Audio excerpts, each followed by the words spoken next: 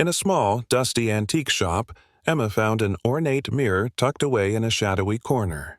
Its frame was intricate, carved with designs of twisting vines and grotesque faces. The shopkeeper, an elderly man with a knowing smile, warned her, "Not everything old is worth keeping." Ignoring his cryptic advice, Emma bought the mirror for her new apartment.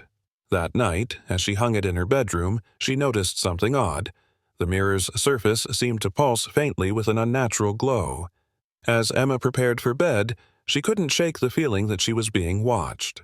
The glow from the mirror grew brighter, casting strange, flickering shadows on the walls. She tried to ignore it, attributing it to her overactive imagination. But as the clock struck midnight, Emma heard faint whispers coming from the mirror. She approached it, her heart pounding, and saw her reflection smiling back at her with an eerie, unbidden grin. She backed away, but her reflection stayed, grinning wider and more sinister.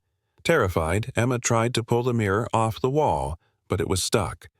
The whispers grew louder, forming coherent words. "Let me out." With trembling hands, she grabbed a cloth and tried to cover the mirror, but the reflections began to twist and distort, showing horrifying scenes. Shadowy figures clawing at the glass from the other side, desperate to escape. Her own reflection now had eyes filled with a dark, malevolent glee. Desperate, Emma grabbed a hammer and smashed the mirror. Shards flew everywhere, but the whispers stopped abruptly. The room fell silent.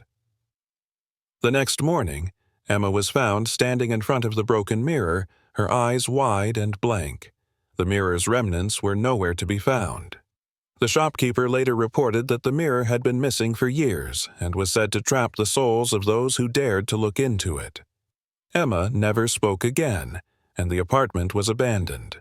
The cursed mirror, however, eventually found its way back to the shop, waiting for its next victim.